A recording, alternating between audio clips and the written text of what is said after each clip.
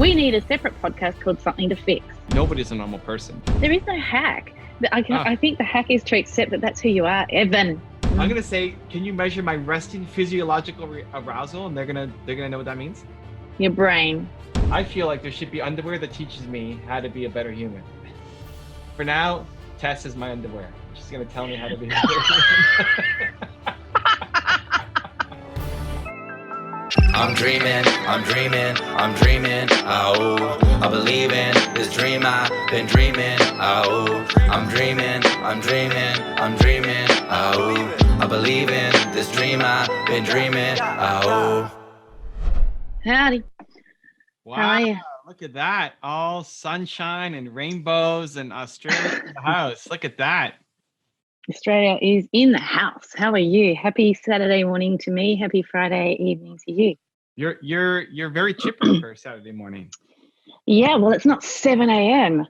Thank you, 16 hours time difference. It's now 9 a.m. Oh, okay. Well, there you go. Are you still having coffee? I'm having my water in a Starbucks cup. Cheers. Cheers to you. Cheers to you. I like how your Do you mug like my says cup? Tess. That's great. It says several things. It says creative spelling of my name is Kickass. And the English meaning of my name is harvester. Harvester. I don't know who made that up, but that's just stupid. Wow. Harvester. I don't know why, but Do I reap what I sow is the question. I feel like I just went very dark in my head for some reason. Oh my God. Yeah, I went there's also the Stephen King. There's all sorts of Stephen the King. Harvester of Souls. I don't know. That's where I went. I'm just. Oh, I thought you were going to say the Harvester of Sorrow, which was dark enough. Oh, sorrow. No, souls. Like you Souls harvest is souls. like, what's Yeah. up there? Yeah. I Or think down that's there. there's a new League of Legends champion that came out that kind of does that. So maybe that's where maybe it's in my head. Maybe that's why. Maybe Tess is Harvester. not. Yeah. It's a bit close to Reaper, isn't it? Yeah. It's a bit close to Reaper. She collects souls. Yeah. Anyway. No, I collect hearts and minds. Wow. Okay. Harvester I just of made hearts. that up too. Harvester of hearts. That's better. A harvester of hearts. Better than the harvester of souls. Yeah, that's a bit grim. Dr. Tess is here to change my life. Oh. You love these intros, right? The intros are the best. I so love them. Yeah. For my birthday, can you please just get a string of those put together? Is it your My birthday birthday? in January. No. Oh, okay. January. It's going to be a big grown-up girl's birthday too. See, I don't really care about birthdays. You don't? I don't. I kind of do, and then I kind of don't. And then my husband lives in fear of getting my birthday wrong. Oh. So I won't say anything, but he'll be like, stuffed up.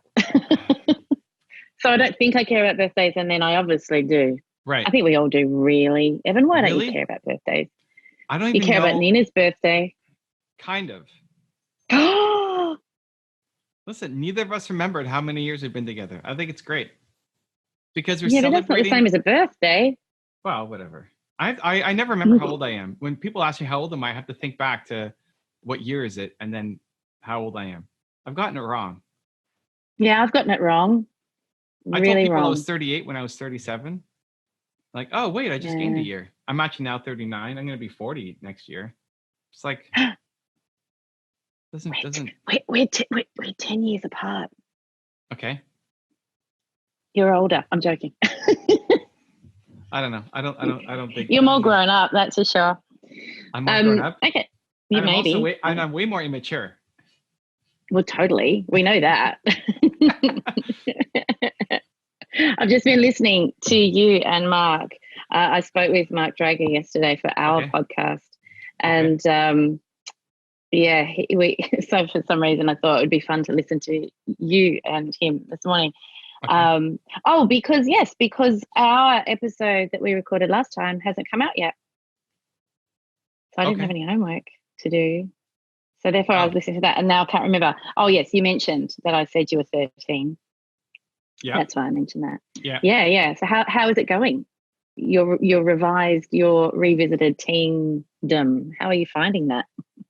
Oh, it's great. I feel like It's very fun. I'm always in it. I feel like I'm always in it. Yeah. So you get up when you like. Oh my You gosh, stay up late playing. You stay up late. I know. I want to talk to you about that. You stay up late playing League of Legends. You're recording rap songs. Yeah. Right. Right. You know, like this list is getting a little long here. This is great. If you were 10 years older, would be wondering about a midlife crisis. But I think you're just not quite out of the teen years yet. No, I'm never going to be. No, it's great. Just before this, I was working on my Twitch page because I have to stream for 2 hours a day on League of Legends. Why? Is my first question. Why do you have to do that? Who said? Well, who's going to take your soul if you don't? So here's the thing. So I sponsored my first League of Legends athlete. Okay. I play in the game League of Legends. I play a guy named Timo, and my dog's name is Timo. Like this is legit. I'm heavily invested. But I was playing like twice a week. You know, a game is maybe 35 to 45 minutes long. So I was playing twice a week. Yeah. And so I sponsored my first esport athlete. His name was Manko. He's one of the best Timo players in the world. So I suck at the game, right? I'm like way down on the ladder. He's top 200 in North America. There's a huge gap. There's a chasm. And he's teaching me Timo. And he said, you know what? He's asking, how often do you play? I don't know, once or twice a week. Like, that's not enough. You got to play 3 times a day. Like, gosh, you know, it's sounding like social media. You know, if you want to post twice a week, it's not going to work for you. If you want to post 3 times a day, you might actually get better. It's like everything else, right? You got to practice. Yeah. Okay, that's okay. Great. I'm going to do it. And then I decided I was going to stream it too. So I've been working my Twitch page. I have 100 and something followers now, like 104 followers on Twitch. I'm very excited.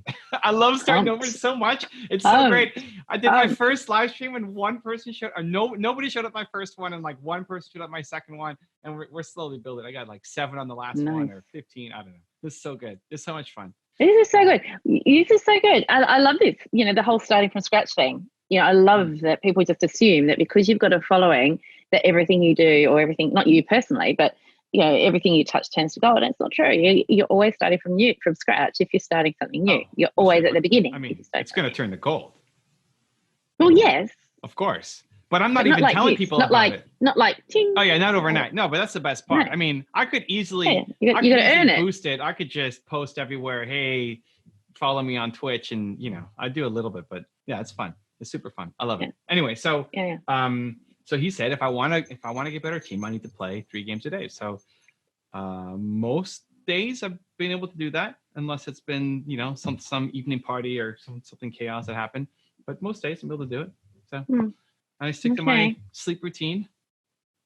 So let's talk about this sleep thing, because it's been chaotic from what I can see of your. What? Are you serious? What do you mean? I've been posting every day.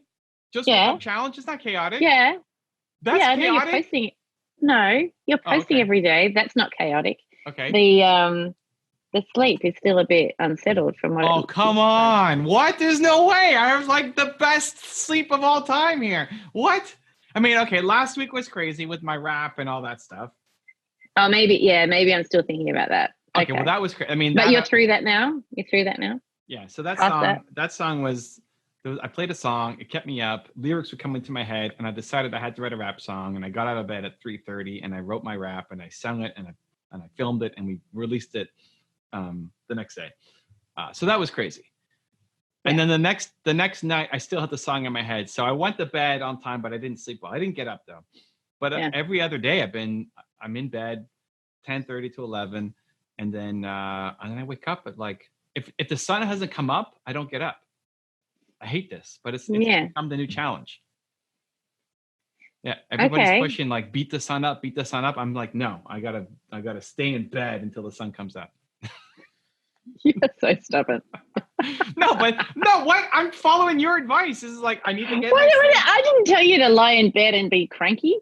Well, I'm not cranky. No. This is how I get my self-pride. I feel amazing that all I want to do is get up right now and start working. It's gonna be amazing. But no, I'm gonna stay in bed because I haven't got my sleep fully yet. I gotta wait for the sun to come up. So let's go.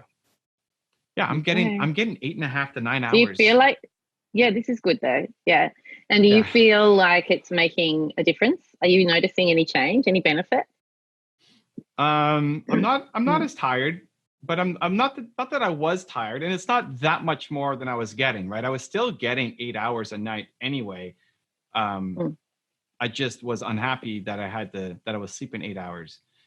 But now the doctor says I need to sleep more than that, which is even more frustrating. Yeah. So, yeah. Unless like last night, Nina got up in the middle of the night to pee or something, and it kept me awake for another 45 minutes. So it took me longer to get back to sleep after. But minor, like I'm not getting up. Apart from the wrap, like in the past 4 weeks, I don't think I've gotten up at all. And I sleep, no alarm clock, wake up past the sunrise coming up. It messes up my morning routine a little bit, but okay. Okay. And is it changing what's going on at the end of your day? Not really. I mean, it was pretty consistent with it's usually 10:30 to 11. Cool. I'm in bed. It's just I'm sleeping later than you normally would. Yeah. Yeah. And you're as productive or more productive? I don't feel more productive. I'm going to be honest. Like I might have a little bit less tiredness, but I'm not. I wasn't sitting here yawning. Like I don't know that I'm more productive. Nah, I don't know. I feel like I'm less productive. But that wasn't the goal, was it? That wasn't the goal. Well, productivity wasn't the goal. Right, you wanted to feel less tired. The reason you went to the doctor was because you were waking up feeling tired. Well, the reason I went to the doctor was I wanted to be able to sleep less. Like something's wrong with my sleep, and that I'm sleeping 8 to 8.5 hours, and I still am tired. I'm not exhausted, but I'm tired. Yeah. So how do I fix that so I can sleep? Not crazy. I'm not trying to sleep 4 hours a night, right? Like, but how do I get to 7 and be amazing, right? That was why did I go? That's why I went. And I got the opposite advice. Basically, you can't do anything, just sleep longer. Okay, awesome. Thank you. Sleep longer. You know that we have like sleep cycles. Did they explain the sleep cycle to you? Did they talk you through that? So we have these sleep cycles, and if you wake up, so this is why I know Mel Robbins talks a lot about this, but this is why hitting the snooze button is not a good idea, because you fall back into a deeper sleep, and then you interrupt your next sleep cycle pattern by then the alarm going off again. So it depends on how much sleep you get if you go back to sleep. If you get a full sleep cycle, then you're probably going to be okay. Well, you will be okay. You most likely feel refreshed when you wake up. But if you're interrupting a sleep cycle, you're going to feel tired and sluggish. Right. Well, I hate you're waking up at the wrong stage. Yeah. I hate the snooze button for a totally different reason, but when I'm a snooze button fan, don't worry. Oh, really? Like that's but I do it differently. So I will wake up naturally, and then I'm not actually in a deep sleep when the alarm goes off. So I wake up naturally, and my alarm then is just a reminder that it's time to get up, and so the snooze button is a reminder that it's time to get up. So it's just that little bit of time for me to just lie quietly, but sort of half awake. So I don't go back into a deep sleep. I hate that feeling. See, I can't nap for the same reason. I can't have an afternoon nap for the same reason. I actually feel sick. If I have an afternoon nap, usually I wake up feeling sick. It messes with me. Yeah. Like we talked about before, sleep's related to all sorts of systems. So, yeah. But, if you're feeling less tired, that's a really good thing. And so then it's just a matter of tweaking. I guess. It's a matter of then tweaking what works for you.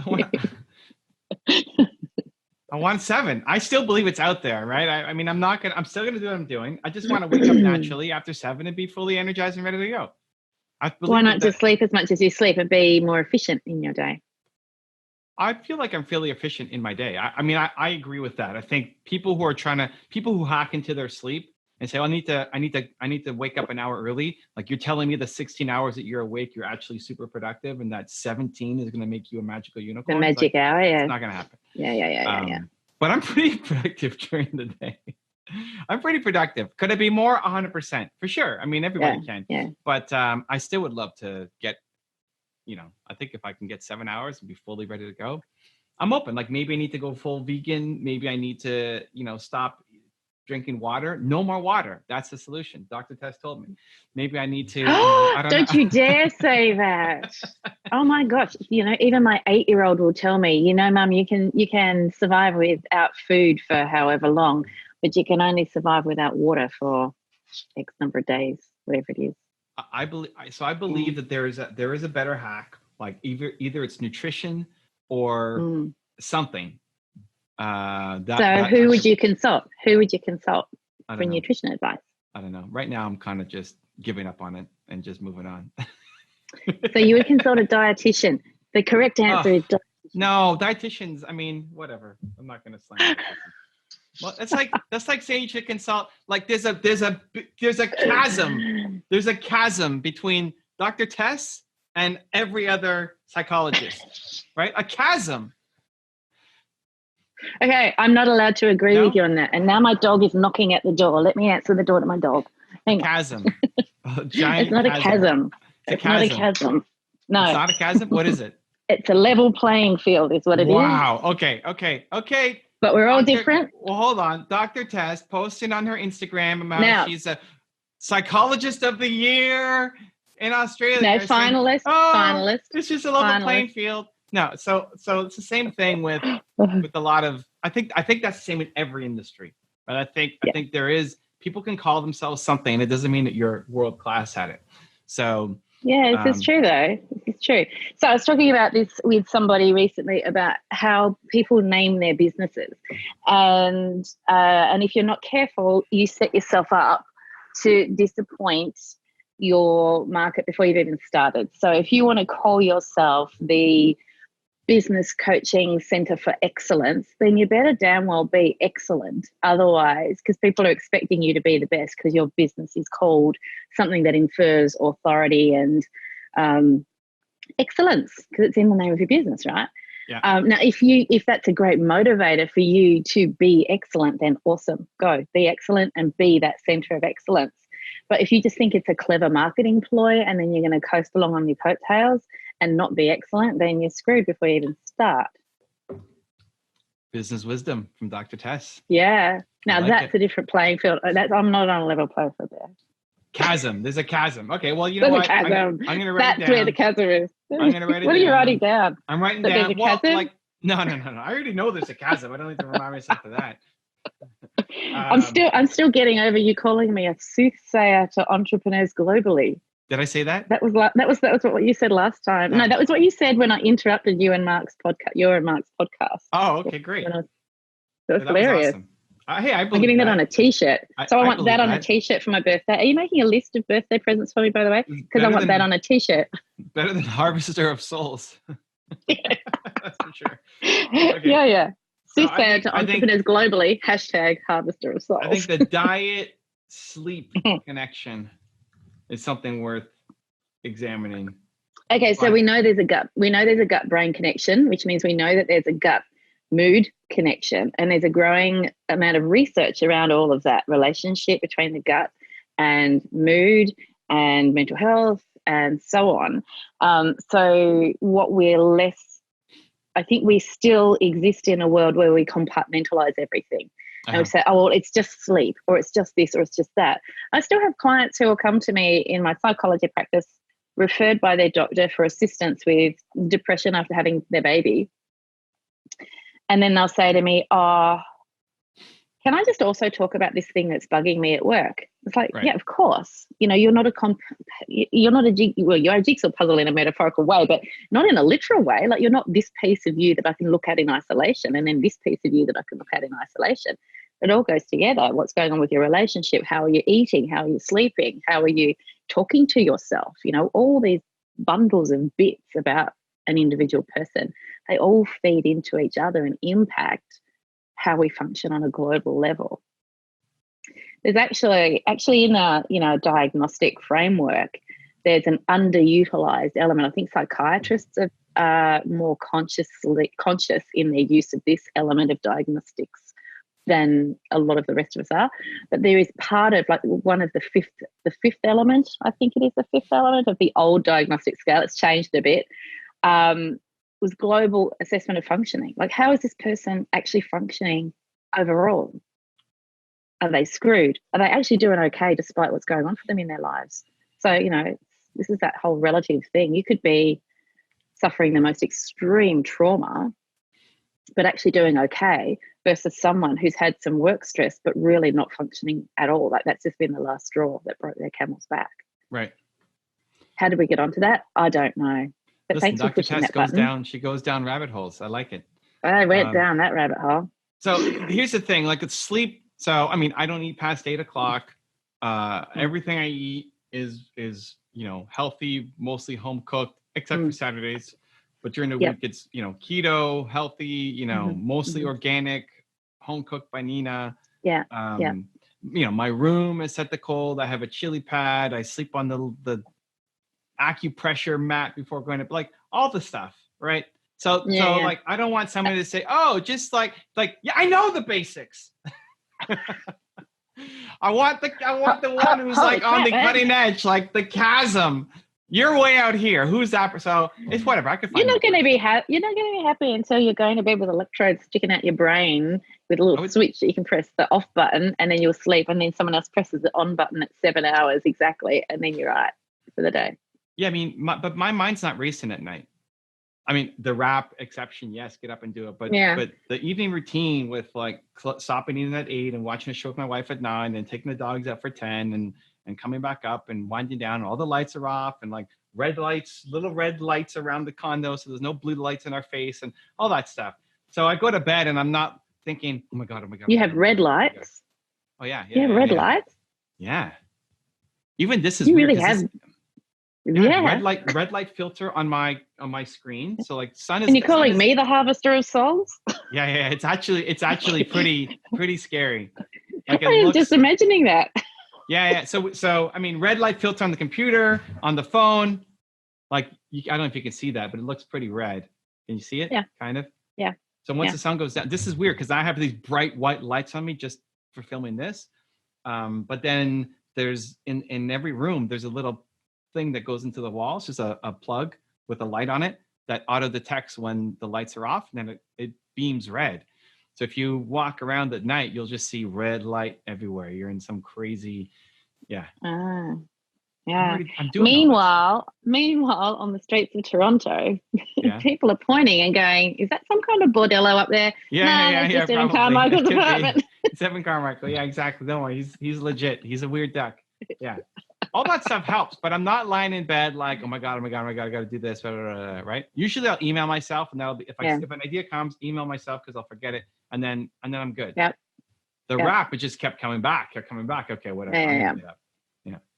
Yeah. And look, I have moments like that too, where there's an idea, and I'll do the same thing. Actually, I'll reach for the phone, email myself, and then I can go to sleep. But yeah, I don't get rap stuck in my head because I'm not 13 anymore. Well, it doesn't happen all the time. I mean, people are asking when's the album coming out. It's like, it's not. This is done. Like this is a one-off thing. That's it. It's out of my system. I'm ready to go now. Yeah. The album coming. I love that. That. The album? I just think it's really sweet. I think it's really cute. It was such a cool song, so people are really pumped and they want more. I love that. I think it's awesome. Yeah, I mean, my hardcore fans love it. I think other, strangers may think it's super weird, but whatever. I don't care. I'm proud of it. I'm happy. Yeah, I like it. I think it's cool. So sleep diet connection. I gotta find who the person is. Yeah. So something else, like all of the sleep stuff I'm doing, at least I feel I've read a lot about it. I've made videos on it, setting up your environment, all of it. I'm doing it. Yeah. And it helps, but. Yeah. But if you're going to think about your diet, I think I've said this to you before, you eat really healthily, and I know that you follow keto. It might well be that keto, I don't know. I'm not a dietitian. I'm not a nutritionist or any of those things, but it might be, for argument's sake, that keto isn't the right thing for you. It might be that there's something missing in your diet because you're on keto. So, all of these diets and eating systems, if you like, they don't all suit all people. Well, this is where I need the expert who has because yes, but I mean, I did the blood work. Yeah. I'm fine on iron. Like iron deficiency is one of the big things for people. Yeah. I'm fine on magnesium. I'm fine on all the trace minerals. What was the other thing? There's so many things. I mean, I don't have caffeine past 2 o'clock. Like all the stuff. That's why I don't want to just go talk to a dietitian. She's like, oh, just do this. Like, I'm already doing that. Come on. Like, where are you an expert? Let's go. Okay. I got to find that person. Okay. So I had a question for you that I wrote down. Sure, go. Serious question. But I'm trying to remember. I was very excited when I emailed myself 13 days ago about this, waiting for our next talk. I think it was the day after our talk that I then emailed myself. Right. So here's what I want to talk to you about. We've talked about staying calm and present in the moment, and not thinking about the past. And when I'm super focused and having conversations, I'll often get a tick with my ears, or with like I'll fidget with something, like I'll play with my ring. Yep. Mm. I don't know why I was so excited about that, but is that a question? I wrote. What did I write? So this doesn't even make sense. But basically, how am I present and calm if I need to be like, I need to have a tick, or I need to have something in my hand playing, or I need to like have a cup of water and drink it. It feels like it's the opposite of calm and focused. Okay, because for some people, that level of stimulation is what keeps you calm. This keeps me calm, okay. Well, so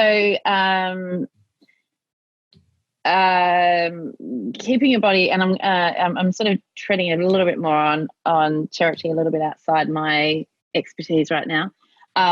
But some kids will get very, very fidgety, and it can be a sign of tiredness, and it's what's keeping them alert. So our body's agitation can be it serves a number of purposes, is what I'm trying to say. So for some kids, overtiredness means they'll get fidgety. You see it in the classroom with kids fidgeting, their feet are bouncing under the desk and things like that, and they're fidgeting and they're trying to keep themselves alert. It's not a conscious thing, it's a subconscious thing. You'll see for other kids that it's and for adults too, that the whole fidget thing, it's about concentration. It enables you to quieten everything down so that you can concentrate. So it's a sign that you're concentrating for some people. So it sounds like it's the opposite, but it's actually, if you think about, I remember I had this great lecturer at university who was talking to us about the law of initial values. And he was talking about how when joggers are running, and they keep running, like when you start running, your heart rate increases, right? Okay. And the more they run, the more their heart rate increases. Now, it can't keep increasing because otherwise it's going to explode. Yeah. So eventually will plateau. And fidget's kind of like that. It's like it's not a distraction. It's actually your brain is sort of registering all of this activity level, and at some point you're plateauing, and it's actually a sign that you're keeping yourself calm, or keeping yourself focused, or keeping yourself concentrating. I noticed that the first time we spoke. That I was fidgeting with something? You weren't fidgeting while we were talking until you stopped recording, and then you had your fidget spinner going. Oh, yeah. Yeah, I actually don't like, where is it? Where's my fidget spinner? Oh, here it is. Okay. And then, it bothers me. Oh, yeah. Yeah, see? There it also is. from League of Legends, this thing. Yeah, also like so 2016, my kids would say. I don't care. I'm still 13. I know you don't care. 13 for me. Oh, that's right. 1993, friends. So. Oh my gosh. Yeah. So it could be that the energy level you exist at requires that little bit of energy release. That might be linked to your sleep thing too. The energy level that I exist at. This is some wild stuff. This is some wild stuff we're getting into. What energy level do I exist at, Dr. Tess? This is some interesting. Your natural resting state. So your natural, like the level of physiological arousal. That's not as exciting as the energy level that I exist at. Mm-hmm. I'd rather use language that gets you excited by what I'm saying. Yeah, so your natural resting state of physiological arousal just might be, that was really sad. Yes, was that a tear? Was that a tear? That was a tear. Yeah, that was a tear. That was crying. The energy level that I exist at, I was very excited about. Like, wow, let's dive into that. Okay, anyway. Yeah, metahuman. Metahuman. So, right? Chasm. Yeah, right. So you're secretly the Flash, I know. So my natural resting spot is what? I don't know. We would need to hook you up to stuff. Yeah. I'm open to that. And this would be, you know, we're talking brain here. Yeah. Okay, but that's not my gig. Theory? Oh, okay. That's not your gig? We're talking brain, that's your gig. Yeah, but not all of everything to do with the brain is my gig. I mean, psychology is a very, very broad profession. And yes, the brain has a lot to do. You know what? When we studied this stuff at uni, there's all sorts of things about when you focus on what's going on in your body. We did some cool stuff, and this is where biofeedback comes in. Have you ever done biofeedback? Because I know you don't like relaxation, but you might not mind biofeedback. Like you can actually, by focusing on your heart rate when you're hooked up to all the equipment. Yeah. Noticing your heart rate will actually increase your heart rate.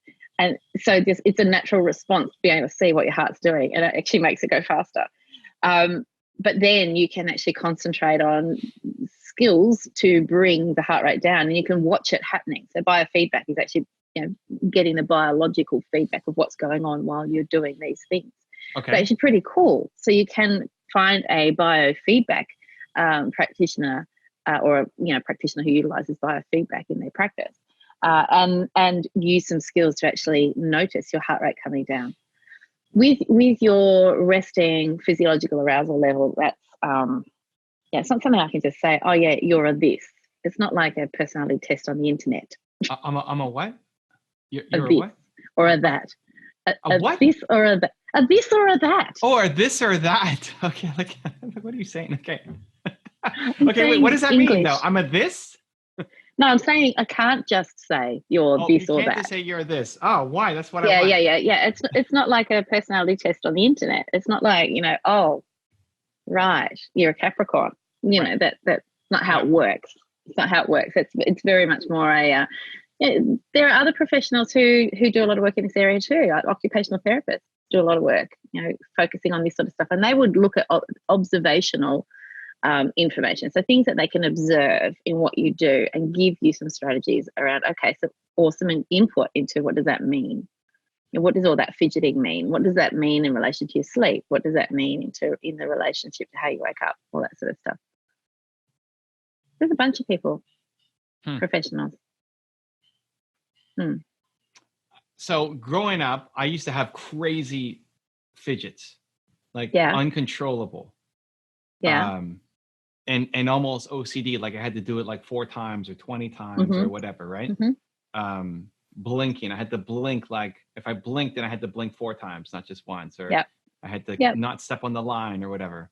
I don't know why that went. That's when my parents took me to see a child psychologist, because they thought it was like, and did we get the results? Did we talk about that? We did way back, right? Like why they took me, and I don't remember the but I remember I looked at ink blots and what do you see? Oh, I see a butterfly, and then played Monopoly with the person, and apparently from that they get some diagnosis. Anyway. Yeah. When I'm you got something on that? Oh, okay. No, I'm listening. I'm just now making it more macro, in that when I'm doing my best work, I'm usually like doing something active. So I'm on a trampoline, right? Like I'm doing something active with my body. So it could be on the computer with the keyboard, but I'm not typing here. So I need like the fidget spinner on my ring. And if I don't have anything, then my ears start going. It felt to me like this is the opposite of calm. Like I pride myself on being in the moment and just with you, and I'm not thinking about anything else, which is true. But then why am I like doing this? I'm like, oh, I gotta ask Dr. Tess. This is great. Yeah. So on a neurological level, so we're getting better at understanding the neurological spectrum of how we function as human beings. So you're hearing a lot more now in the media around people who describe themselves as being neuroatypical. So we think about, the autism spectrum disorders. We think about ADHD. We think about dyspraxia, which my older son has. We think about all of these. There's a whole swathe of conditions, if you like, that some people meet criteria for, that fall into this basket of being neuroatypical. But we also have to remember that this is a spectrum that we all have elements of. You think of a sound engineer's desk when you're sliding the scale up and down. Neurotypicality exists on that scale. From you can slide. You might be down this end, or you might be down up that end. We've all got elements of. We all have the capacity to be a bit obsessional at times. We all have the capacity to be a bit fidgety at times. We all have the capacity to be a bit rigid at times, to varying degrees. And it's the constellation of all those elements that leads somebody to be within the category that meets a diagnosis. For you, I think I've noticed you talk about this before. You were an anxious kid, you're a fidgety kid, you describe yourself as a weird duck. There's all of that stuff. Whether or not that would have met diagnostic criteria in childhood for anything in particular, who knows? Because we're looking in hindsight now. Right. A child psychologist or a child psychiatrist may come in and gather that history from you and go, look, this looks similar to X, Y, or Z. Right. How's that impacting your life now? Well, actually, it's not. It's super functional. The way you work, the way you are, the way you live your life, it all works for you, and you are constantly tweaking things to make them better, not because they're super bad and you want to fix what's broken. There's nothing broken. You want what already works to be even better. Yes. You want to squeeze that last bit of gold out of everything. So you want everything to be even better.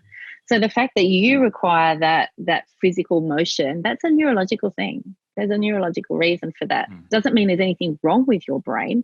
It's just where you sit on that. You so want there to be something to fix. Yeah, exactly. That's what I'm saying. Like biggest growth. We need a podcast. We need a separate podcast called Something to Fix. This is it. This is the episode. This whole series has been Something to Fix. Something to Fix. Something to Fix podcast. We should change the name. Well, because I think the biggest growth comes on the other side of blind spots.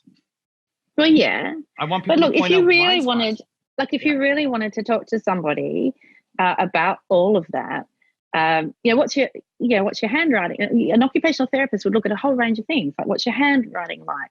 How did you go learning to tie shoelaces as a kid? Were you clumsy?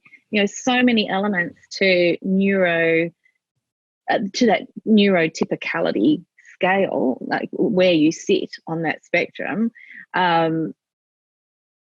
And I think an OT, an occupational therapist, would be a good person to talk to get some input on that. But it's not a problem for you. It works for you. So it ain't broke. Well, yeah, but then you stay in mediocrity. Like that's the thing. If it's not broken, don't fix. Good is the enemy of great, right? No. What I'm saying is the fact that you fidget isn't a symptom of you being a broken individual. But it might be. It might be, right? Like it could be. If you want it to be. Well, this is why I got so excited. It's like, maybe this is actually the big unlock. Like maybe I could be even more focused if I wasn't doing this, or maybe, I don't know.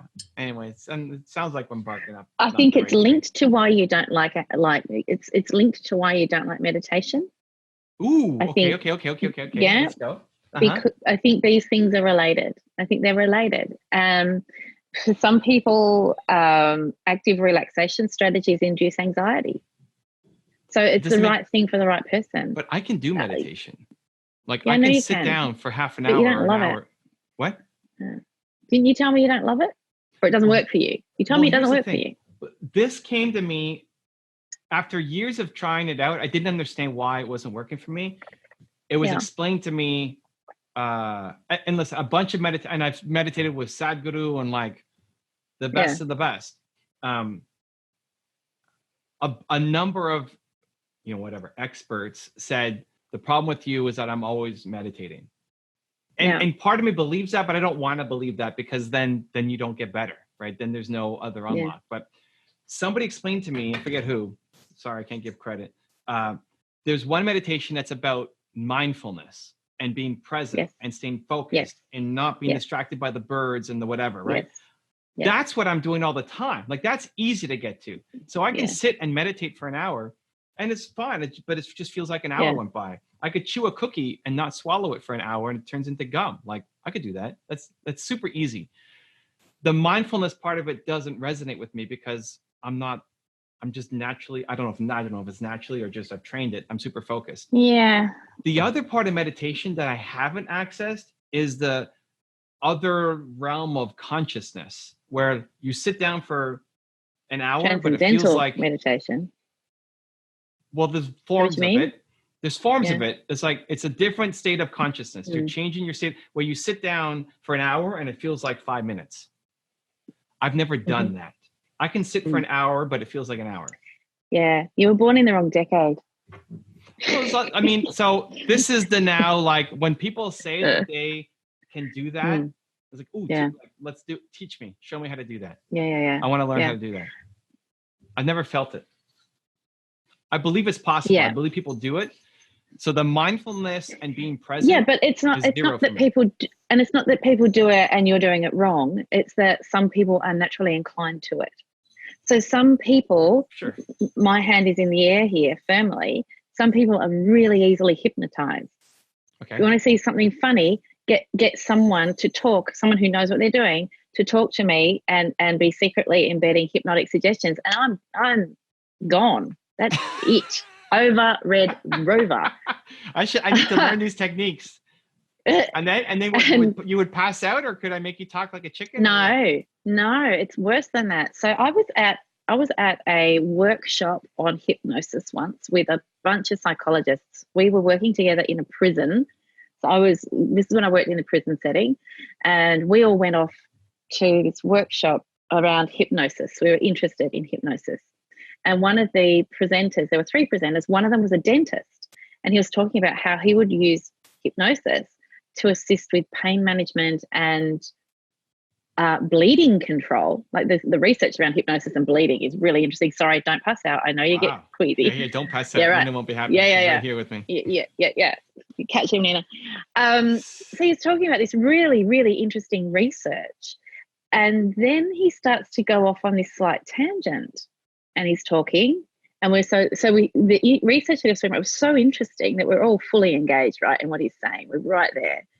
And then he goes off this tangent, and then it goes a little bit more tangential, and then a bit more, and then a bit more, and then all of a sudden I'm sitting there thinking, I'm hypnotized and I can't do anything about it. And I remember feeling this full-on well up of anger, because there was no consent, there was no warning, there was no disclosure that this might be part of the presentation. Wait. So like you're sitting in your body with a conscious mind, but you can't move it? Yep. That's and it happened to someone. It wasn't, but it is. Yeah. So one of the other psychologists that I was with, that I worked with, she and I both had the same experience, and then he later, brought us all out of that. So he had very deliberately done it. He had very deliberately, and this was his strategy. This is how he did this. Right. And so he then talked us through. So some people, now the rest of the people that I was with, I think there were like half a dozen or more of us. There were only 2 of us out of the group who went under. And is that legal? It's totally unethical. That's why I was so angry. Unethical, totally but unethical. Is it legal? He didn't get us to do anything. Yeah, and he brought us out. Yeah, I don't think there's anything illegal about it, but I thought it was totally unethical. Okay.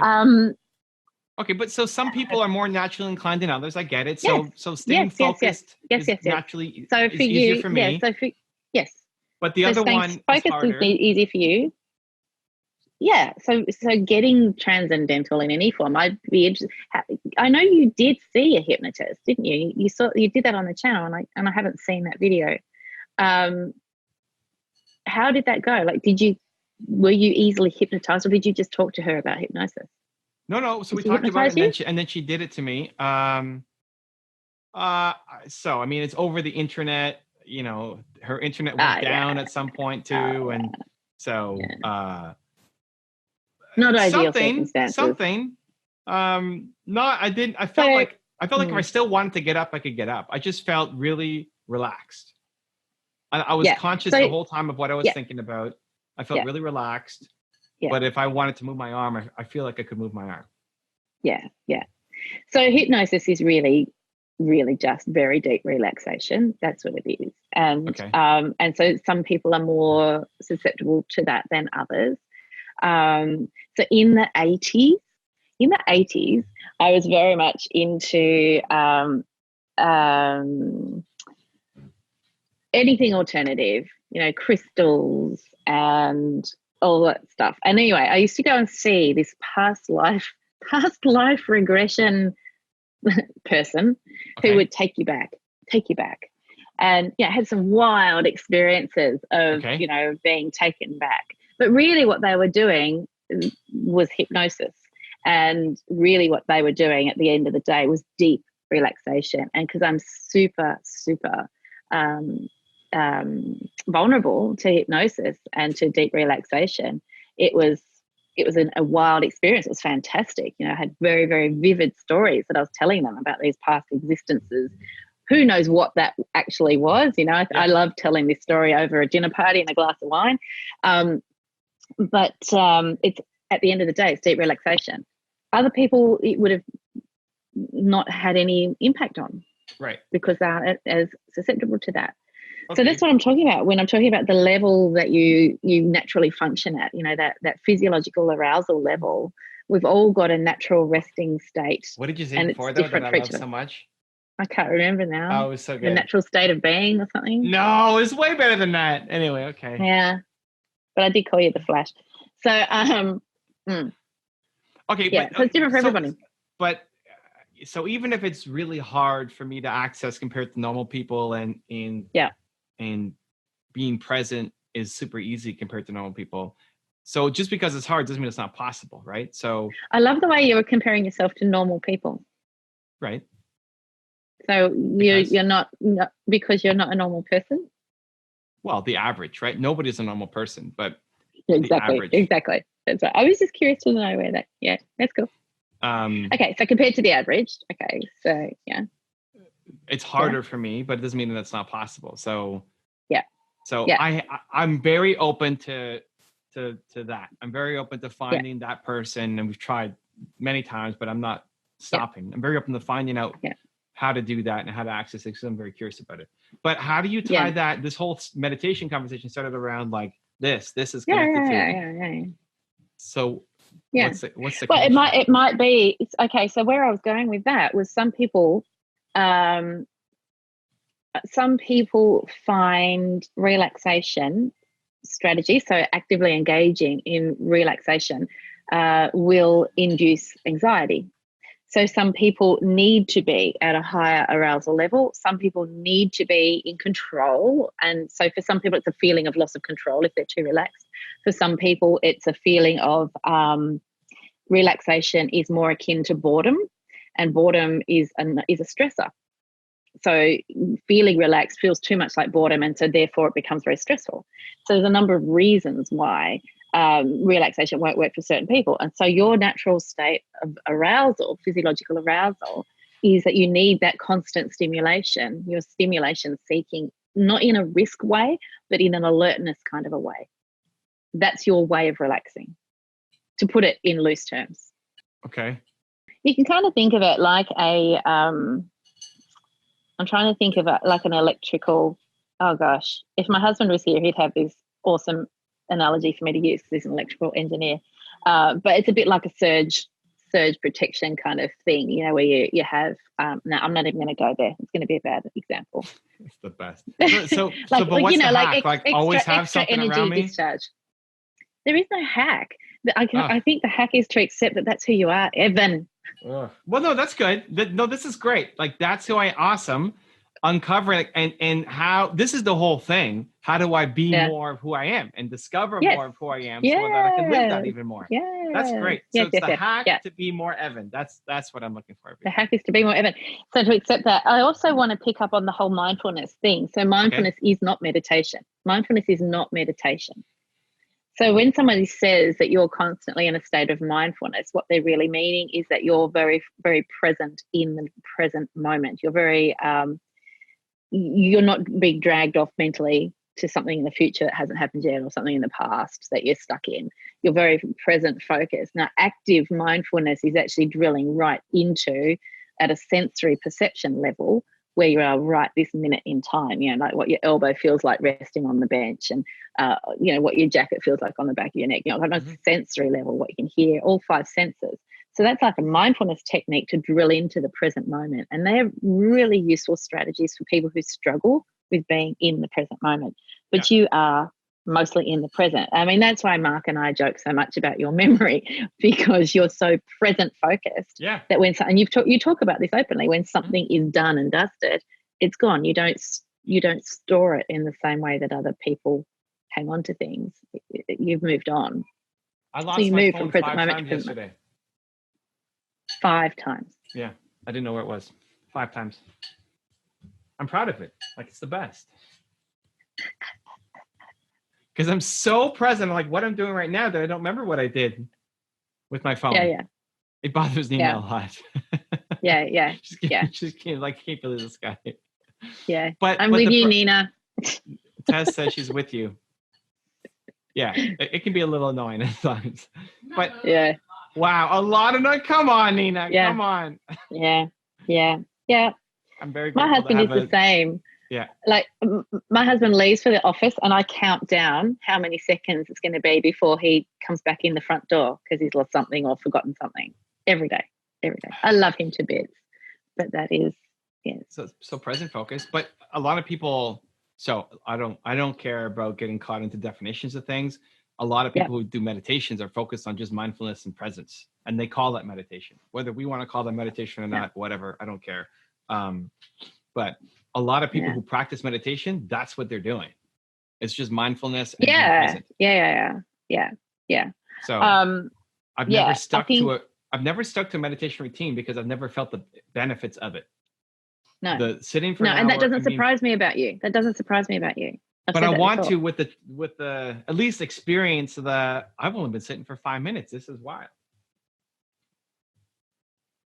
Yeah, I think that relative time distortion. Yeah. You don't think I can do it? It's not valuable for me? I'm not saying I don't think you can do it. I don't know that. Yeah. My mind is too different to handle it. No. You can't handle it, man. Can't handle it. I can't take it. I'll fight it. You can't handle the truth. You fight it. No, it's not so much that. It's more. I think it's related again to people's natural affinity with meditation, deep relaxation, hypnosis, that sort of stuff. Some people are more akin to that.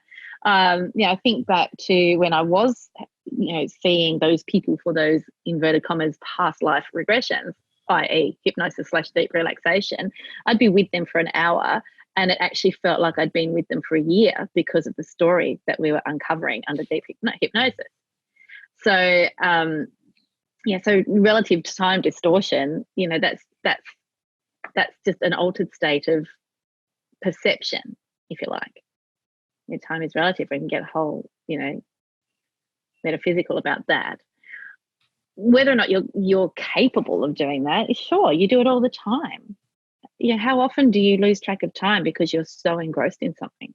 Yeah, no, that's true. But not just by sitting down. It's an active process. I've never got it by just, I mean, apart from sleeping, of course, but by sitting down and meditating or just being relaxed or just putting on music, I've never lost track of time. If you're asking me to do videos or talk to you or play a game of League of Legends or do something active, sure, easy to lose track of time. And that's why it's so linked to the fidget stuff. It's got to be active. It's got to be active for you to feel that it's.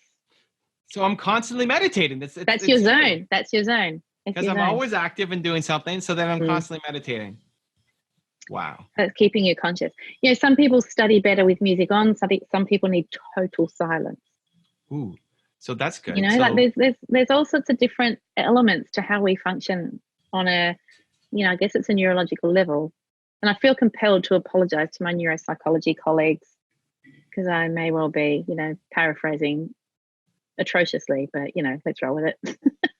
Well, what I love looking for is, you're an expert and trying to find pattern recognition to say, well, if you do it here, then maybe you should try this because it might work out in, this other area of your life, right? So, figured out what works for me, but then that could be. So what happens on Saturdays? On Saturdays, when you and Nina are having a fun day, and you're doing fun stuff. And I know it's your mission on a Saturday to always surprise Nina with something. Yeah.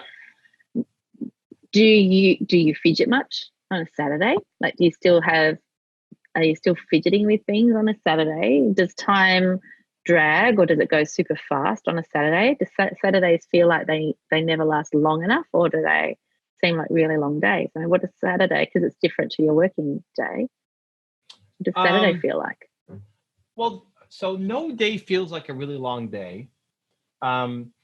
Saturday, in terms of loss of time, like there's been a few Saturdays where I'd say, wow, we went to go do that this morning. It feels like it was last week, but it was this morning because we've done so many things by the end of the day that, oh, we were at the beach this morning. That's crazy. I don't remember. Like, it feels like it was. Nina looks at me and is like, no, it was this morning. I don't know. To me, it felt like it was last week or yesterday or something. Fidgeting. So fidgeting for me will happen usually when I'm thinking.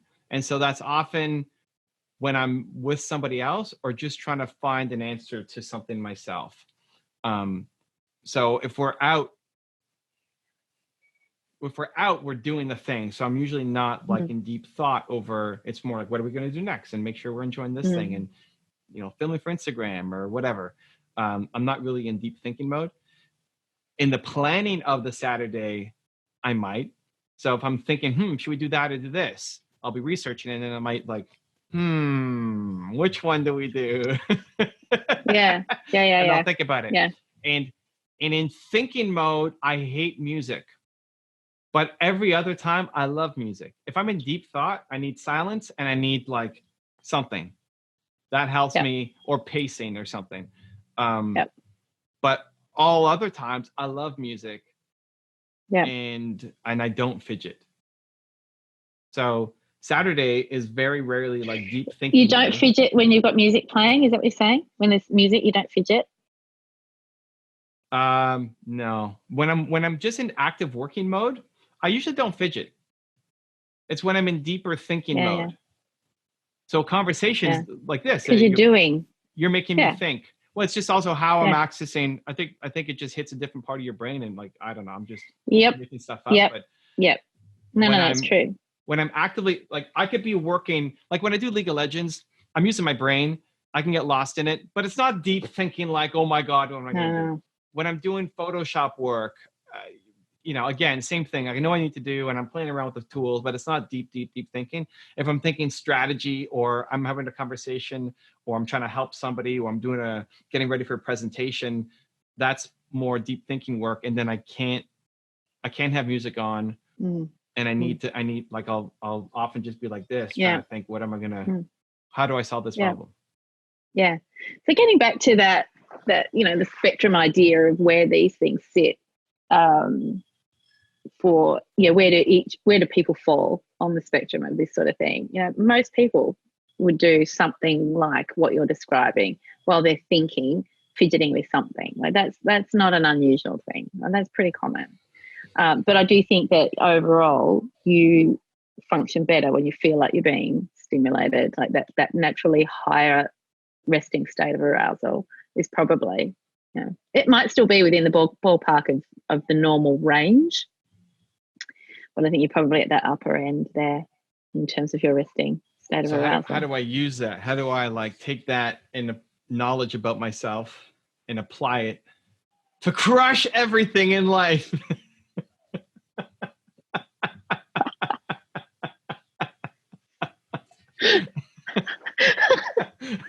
I feel compelled to refuse to answer that.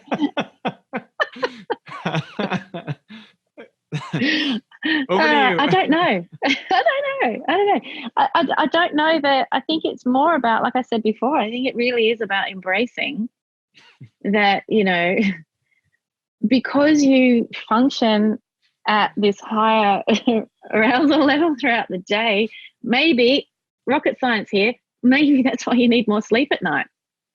Oh, man. That's not what I want to hear. I know. That means I can't get down to 7 hours with food and everything else.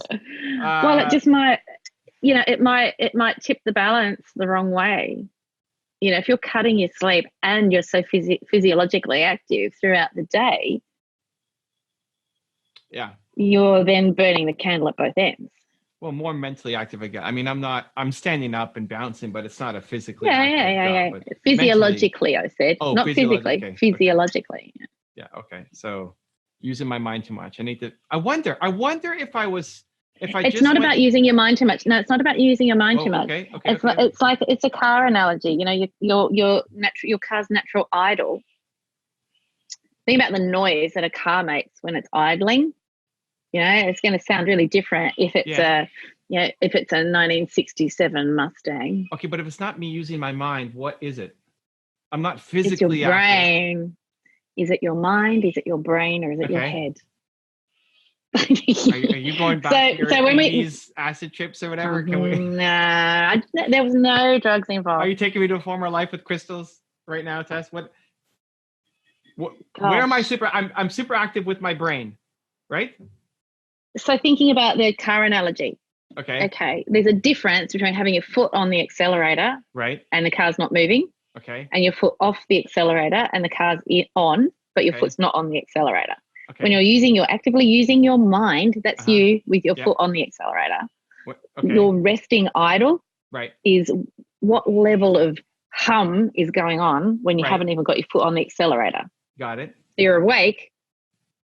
So just that resting state it's a noisier hum for you. But I need more sleep because, at least the theory, because that still takes up energy. Because the resting place is high, but I'm also putting on the gas, right? Yeah, you're doing both. So your resting state is higher, which already takes up more energy than the average person. Okay. And then you also have your foot down flat on the pedal whenever you're awake, hardcore. Okay, so burning rubber around every single corner. So if we play this out in theory, the more I push on the gas, and then the more sleep I would need too. Yeah. Right. Okay. So then it should work the other way. That if I had a really slow, like lazy day, I wouldn't need to sleep as much. Not necessarily, because you still got that higher idle. Yeah, higher, but I'm not pushing the gas. Yeah. For yourself, compared to your own. Compared to myself, which is all I care about. Okay. Yeah, but you would have days like that. You'll have days where you you'll have days if you're already testing that. You're waking up naturally. You're not using an alarm. Right. So you'll have days when you wake up naturally earlier than other days. Okay. And then analyze what happened the day before. Saturdays we end up Nina, we wake up. Oh, she has her headphones on. Saturdays I end up waking up super early. What do you do Fridays?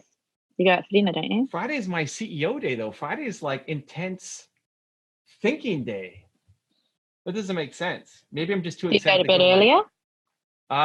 No, usually later. Like we might stay up past bedtime, and then I wake up early. Past bedtime. You're so 13. Past bedtime. Yeah. So normally I'd be in bed 10:30, 11. Friday night, like tonight, I might be up till midnight, 1, whatever. Yeah. And then I would wake up. Like I might wake up at 6:30 tomorrow. Yeah. But maybe I'm just excited for the Saturday ahead. Like day ahead with Nina. May will be. Yeah. What time's the sun coming up now in Toronto? I don't know. Have you still got snow? Oh, I don't know. Well, it's like I have to look that up. Toronto sunrise. Jeez. No, well, you know like what time hours ago. I don't remember that. You know what time you're getting up, don't you? What time are you getting up? I mean, you can look at my Instagram. I put the timestamp in there. But it's after the sun comes up. That's all. Right. Okay. Let's research that then, shall we? 7:30 a.m. is Toronto. Sun comes up. Toronto. I got up today. Okay. I get up today at 8:15, I think. Wow. Yeah. Okay. Oh my gosh, the 8:45 days kill me. 8:45 days destroy me. Like 8:45? Are you kidding me? I slept till 8:45. Not a happy camper, and I sleep with a stupid sleep mask on too, right? So. Yeah, right. I don't really know until I lift it up to see what's happening. Oh yeah, eyeball sleep mask, not a machine. What's the machine? It's not that exciting, Evan. A sleep you don't mask need one. Machine? What does it do? Yeah, it's a CPAP machine. If you had sleep apnea, They would have if you'd Oh. had proper sleep apnea, they would have prescribed you a machine. Yeah. But that's a mask on your. That's a. It's a Yeah, electric it's not. thing. It doesn't keep the It's light actually up. no. It's more like it looks a bit like Luke Skywalker's mask when he's in the tank in Right. Empire I've Strikes seen Back. it. Okay, but that's not. It doesn't cover your eyes at all. That just gives you No. oxygen. Yeah. Yeah. Yeah, you got to sleep in absolute darkness, right? So you either cover up all of the lights. All right. Yeah. Yeah. Okay. So my son needs a sleep mask to sleep. Yeah. He fidgets a lot, and he on all other levels, you know, he's an interesting, engaging, mind really active kid. So you know, he's big thing at night. Now he's got some sensory elements that go along with having dyspraxia, and so when he was really little, it was a fear thing. So fear of the dark, because he would perceive things in the dark, and it would cause anxiety for him. So he came up with the idea himself years ago, and he's only nearly 11, right? So years ago, he came up with the idea himself to have a sleep mask. And because he knows that he can't see anything if he does open his eyes, he knows it's going to be pitch black because he's got the mask on. The anxiety element went away. Huh? So having a sleep mask, do you need? He's never gotten to the ear things. He doesn't need. But my sister-in-law has sleep mask and ear things, so she also needs the ear things, the ear plugs, to be able to switch off completely to go to sleep. Different people need different things. Yeah, I've tried it. I haven't felt a noticeable difference either way with the earplugs. I don't like them. Yeah, whatever, you get used to them. I don't like them. I mean, I don't like a sleep mask, but you get used to it. You can get used to you do it for. I don't like sleeping with a neck collar around my neck, but you get used to it, right? I mean, yeah, right. Yeah, if you did it for 20 days, you win. It just becomes normal. Yeah. I don't mind not liking it. It just doesn't work. Yeah. Okay.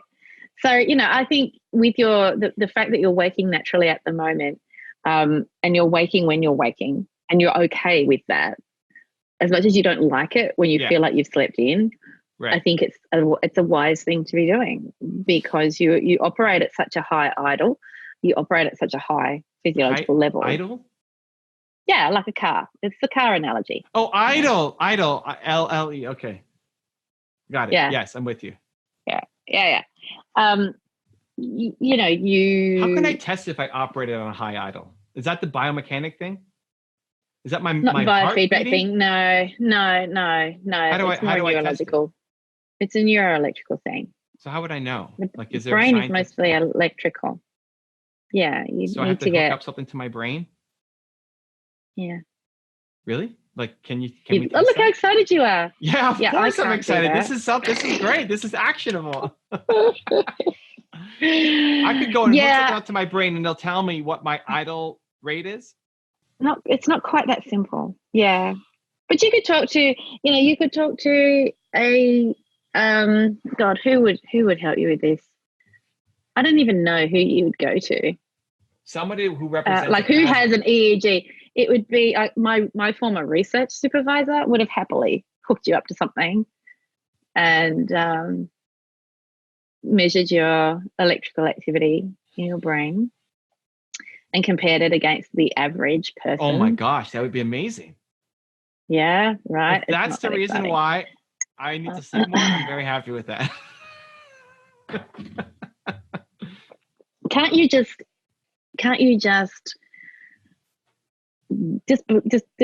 because Tess said so.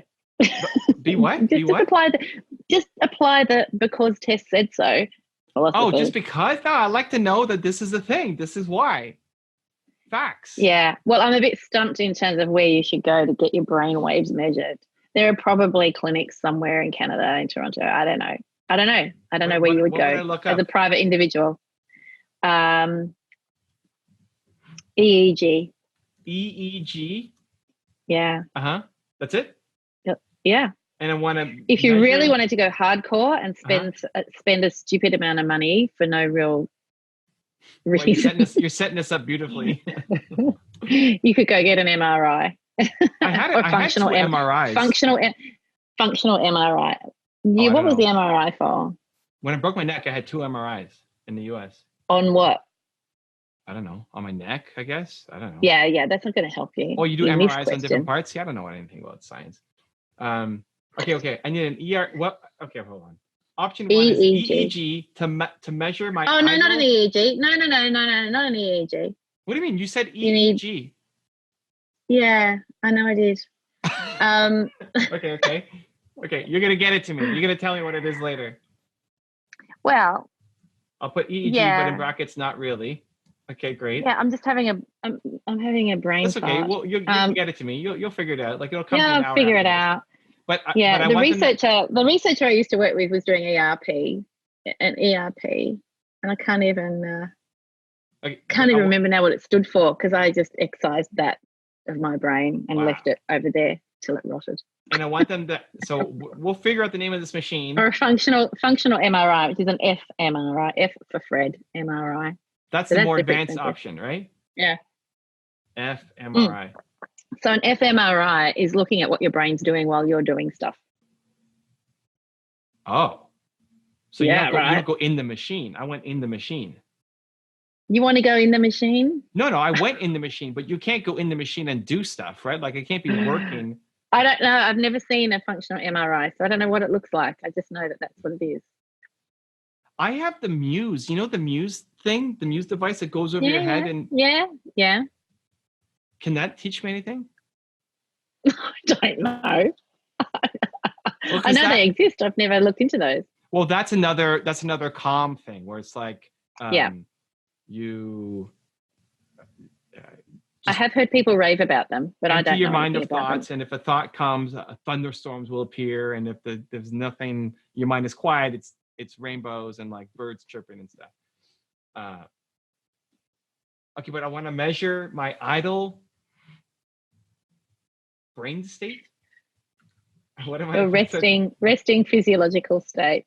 That they're gonna. I don't want to sound like a total idiot going to them. You're gonna anyway. You better suck that up because you're gonna sound like an idiot. At least to know you're gonna sound like an idiot anyway because he does this. No, you're not, because I'm not telling you to do this. My resting physical what? Brain state? Nobody does this, Evan. Nobody does this. What do you mean nobody does? How are we going to measure to the average if nobody does this? Because it's the sort of thing that would be done as part of a research project. It's the sort of stuff that's not really real world utility, because it's only telling you about you against a bunch of numbers. It's not telling you really how that relates into your day-to-day activity, because we already know that you're meta-human.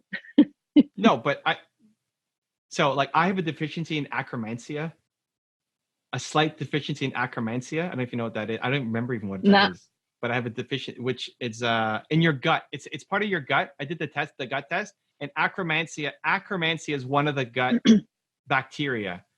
And I'm like off the charts for all the other bacteria, but acromantia, I have a limitation. So I've been tracking down people. They did a study of injecting acromantia into people who were low in it, and seeing like the results of the change in their body by giving it to them. And I've been in touch with the researchers, like, hey, how do I can we get pills? Like, sign me up. How do I get how did you even find my study? That's right. If somebody is doing, but that's what we're gonna do. Like, I want to be on the next study. As soon as there's a pill for commercial, like public consumption, I want to be on it and trying it, because I know that this thing is, it could benefit me, or at least in theory it can. So if there's somebody doing research who's saying, I measure brain waves and can compare it against a norm. Lots and lots of people do it. Lots and lots of people do Hook it. Me up to the next study. I want in. Yeah.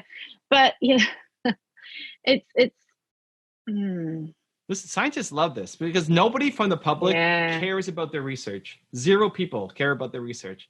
So when somebody actually reaches out and says, I love your research, I'm just an ordinary entrepreneur and I love your research, can I be a part of the next thing? But you see, research, they might not be able to tell you anything, because if you're a participant in a research study, you might be a control sample, in which case they're not actually doing the thing. You might not be one of the people that they're doing the thing to. But if I tell them this story about this legendary Australian psychologist who told me that I probably have... He just spun you a total line that I need to test. should have known when to keep her mouth shut. Well, I should either have way, stopped talking like, is she right? Or I should have stopped just talking at chasm. right? That's where I should have stopped talking. Was it chasm? that was like the second word on this conversation. Oh my gosh! They would do that. You know, well, maybe if they've got I could nothing be better to do, persuasive, but they're actually pretty busy people. Well, yeah. Yeah. When I get on something, okay, I Yeah, want to measure my resting physical. What? Yeah. Physiological. Oh, physiological. See, not physical. Physiological. Logical. What? Arousal. Arousal? I'm gonna say, can you measure my resting physiological arousal? And they're gonna know what that means. Your brain. Yeah, resting physiological arousal from a brain perspective. Yeah. From a brain perspective, we're not talking about any other part of your body. No, but this sounds super sketch. I feel like there's a definition for this that we're not hitting here. Okay, what's fine? Yeah. And, I think and compare it. You can call it neurological to the mean arousal, if that makes it easier for you to say. I don't care what's easy for me to say. I care what they can understand. Yeah. They understand that? Yeah. Measure my resting physiological arousal. I actually think, it's one of these observable things. Like if you were to go and talk to an occupational therapist who observes this kind of stuff all the time, the fidget, all that sort of stuff, they're going to be able to say pretty quickly, this is what I reckon. Really? It's one of those observable things.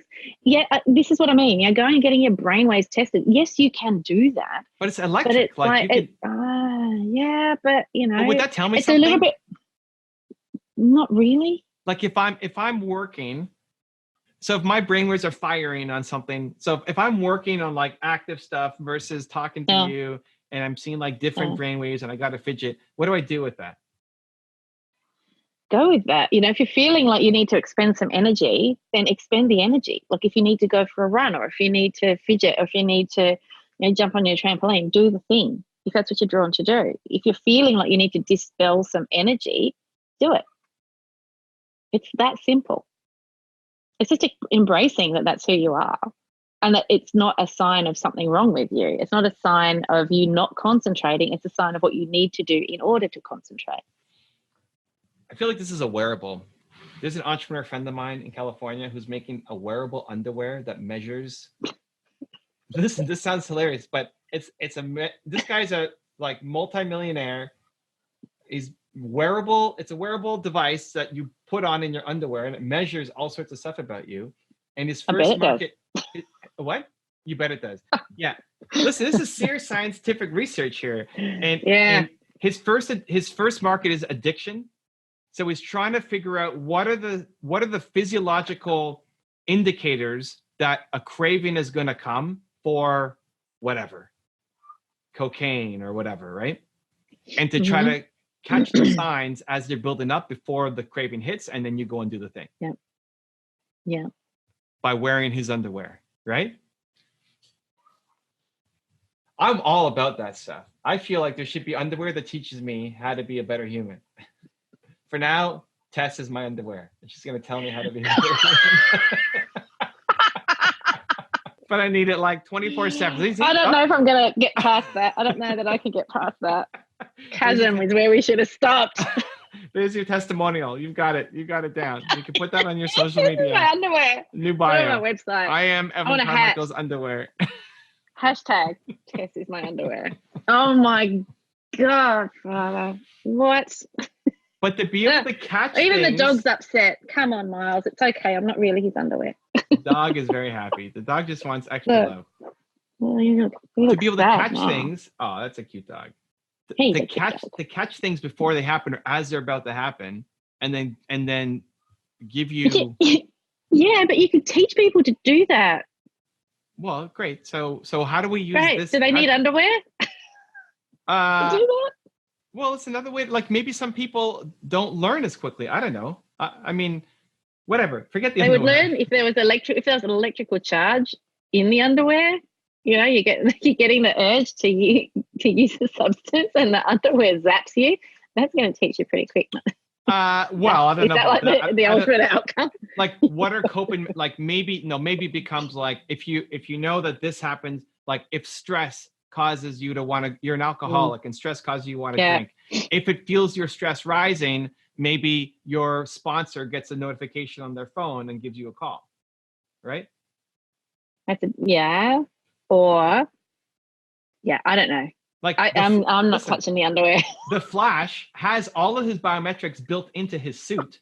And when he's in danger, his whole team knows about it. The Flash is spiking. His vitals are spiking. Where is he? Right? And they can go help him. He doesn't wear underwear though.